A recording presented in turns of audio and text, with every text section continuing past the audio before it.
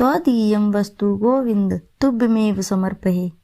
गृहाण सम्मुखो भूत्वा प्रसीद परमेश्वरा। ओम नमो भगवते वासुदेवाय नमः। एकादशी का पावन दिन भगवान विष्णु को समर्पित है। आज के दिन विधि विधान से भगवान विष्णु की और माता लक्ष्मी की पूजा की जाती है। इस समय पौष का पावन महीना चल रहा है। पौष माह के शुक्ल पक्ष में पड़ने वाली एकादशी को पुत्रदा एकादशी नाम से जाना जाता है। हिंदू धर्म में एकादशी का बहुत ही महत्व होता है। हर माह में 2 एकादशी पड़ती हैं, एक कृष्ण पक्ष में और एक शुक्ल पक्ष में। साल में कुल 24 एकादशी पड़ती हैं। एकादशी का दिन भगवान विष्णु को समर्पित होता है। आज के दिन विधि विधान से भगवान विष्णु की पूजा अर्चना की जाती है। विष्णु भगवान की कृपा से व्यक्ति के सभी मनोकामनाएं पूरी हो जाती है। साधक के जीवन में सभी समस्याएं समाप्त हो जाती हैं। भगवान विष्णु और माता लक्ष्मी की कृपा से दाम्पत्य जीवन सुखमय रहता है और वृत्ति को मनवांछित फल की प्राप्ति होती है। तो आइए भक्तों, पुत्रदा एकादशी की सही तिथि व पूजा विधि और महत्व सामग्री की पूरी जानकारी। पौष पुत्रदा एकादशी व्रत रहेगा 21 जनवरी 2024 को। एकादशी तिथि प्रारंभ होगी 20 जनवरी 2024 को शाम 7:26 से। इसकी समाप्ति तिथि रहेगी 21 जनवरी 2024 को शाम 7:26 तक। इसका पारण समय रहेगा 22 जनवरी को सुबह 7:14 से सुबह 9:21 तक रहेगा। पारण तिथि के दिन द्वादशी समाप्त होने का समय रहेगा शाम को 7:51 तक। आइए बात कर लेते हैं पूजा विधि क्या है इसकी। व्रतधारी को सुबह जल्दी उठकर अपने नित्य कर्मों से निवृत्त होकर स्नान आदि करना चाहिए। स्नान तो आप किसी भी जगह कर रहे हैं, जैसे नदी में कर रहे हैं या किसी बहती धारा में कर रहे हैं, तो ये तो बहुत अच्छी बात है। अगर नहीं कर रहे हैं तो आप अपने घर में कर रहे हैं तो थोड़ा सा तो उस स्नान जल में गंगा जल का छिड़काव अवश्य करें। गंगा जल मिश्रित जल से ही आप स्नान करें, बेहद ही शुभ माना जाता है। यह स्नान बेहद पवित्र माना जाता है।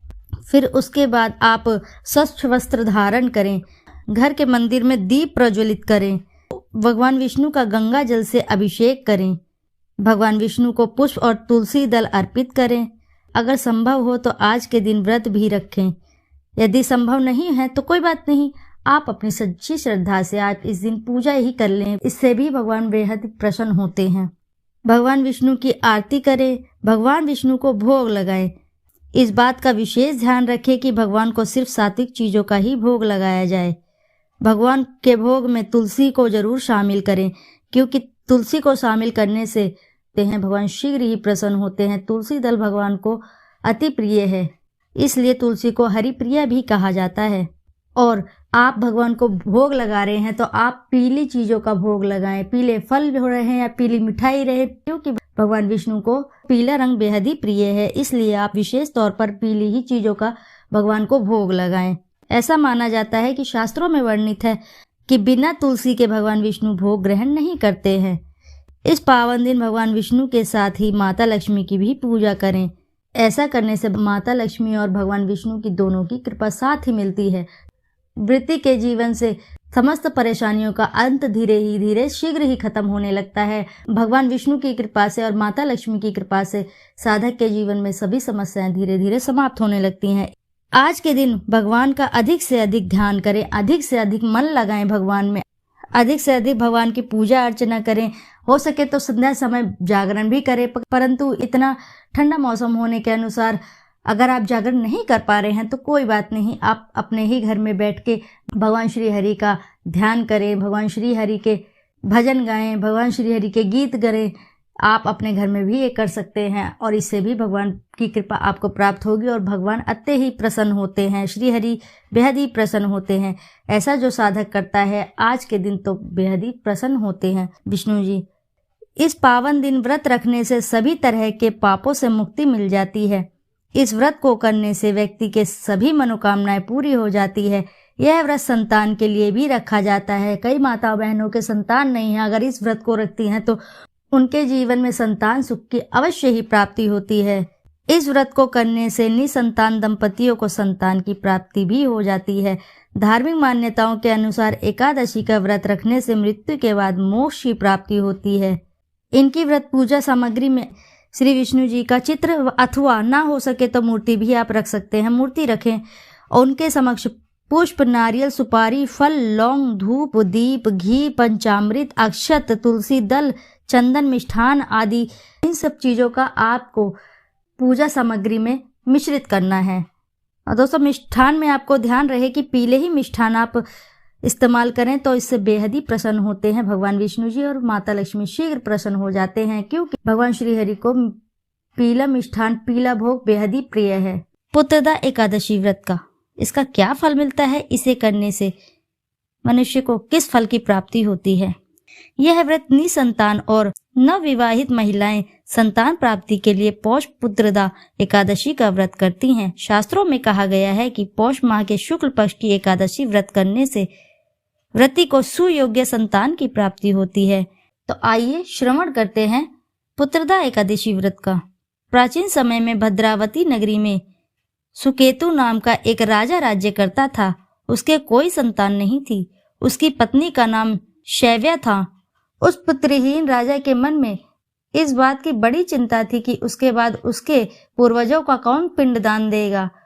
उसके पितृ भी व्यतीत हो पिंड लेते थे कि सुकेतु मान के बाद हमें कौन पिंड देगा। इधर राजा भी बंधु बांधव, राज्य, हाथी, घोड़ा आदि से संतुष्ट नहीं था।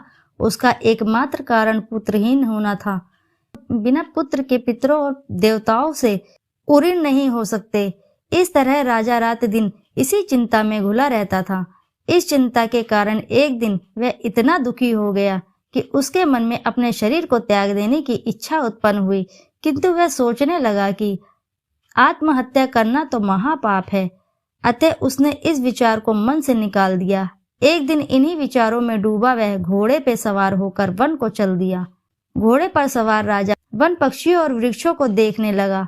उसने वन में देखा कि मृग, बाघ, सिंह, बंदर आदि विचरण कर रहे थे। हाथी शिशुओं और हथिनियों के बीच विचर रहे थे। उस वन में राजा ने देखा कि कहीं तो शियार कर्कश शब्द निकाल रहे हैं और कहीं मोर अपने परिवार के साथ नाच रहे हैं। वन के दृश्य को देखकर राजा और ज्यादा दुखी हो गया कि उसके पुत्र क्यों नहीं है। इसी सोच विचार में दोपहर हो गई। वह सोचने लगा कि मैंने अनेक यज्ञ किए हैं और ब्राह्मणों को स्वादिष्ट भोजन कराया है, किंतु फिर भी मुझे यह दुख क्यों मिल रहा है। आखिर इसका क्या कारण है। अपनी व्यथा किससे कहूं। कौन मेरी व्यथा का समाधान कर सकता है। अपने विचार में खोए राजा को प्यास लगी। वह पानी की तलाश में आगे बढ़ा। कुछ दूर जाने से उसे सरोवर मिला। उस सरोवर में कमल पुष्प खिले हुए थे।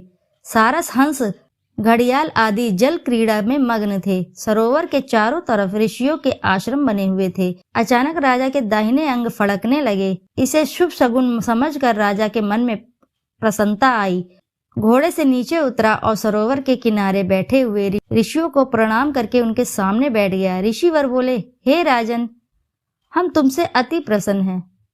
तुम्हारी जो इच्छा है हमसे कहो। राजा ने प्रश्न किया, हे विप्रो, आप कौन हैं और किस लिए यहाँ रह रहे हैं। ऋषि बोले, हे राजन, आज पुत्र की इच्छा करने वाले को श्रेष्ठ पुत्र दान करने वाली पुत्रदा एकादशी है। आज से 5 दिन बाद माघ स्नान और हम सब इस सरोवर में स्नान करने आए हैं। ऋषियों की बात सुन राजा ने कहा, हे मुनियों, मेरा भी कोई पुत्र नहीं है। यदि आप मुझ पर प्रसन्न हो तो कृपया करके मुझे एक पुत्र का वरदान दे दीजिए। ऋषि बोले, हे राजन, आज पुत्रदा एकादशी है। आप इसका उपवास करें। भगवान श्री हरि की अनुकंपा से आपके घर में पुत्र अवश्य ही होगा। राजा ने मुनि के वचनों के अनुसार उस दिन उपवास किया और द्वादशी को व्रत का पारण किया और ऋषियों को प्रणाम करके वापस अपनी नगरी आ गया। भगवान श्री हरि की कृपा से कुछ दिनों बाद रानी ने गर्भ धारण किया और 9 महीने के पश्चात उसके एक तेजस्वी पुत्र उत्पन्न हुआ।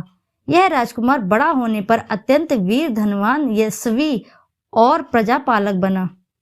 श्री कृष्ण ने कहा, हे पांडुनंदन, पुत्र की प्राप्ति के लिए पुत्रदा एकादशी का उपवास करना चाहिए।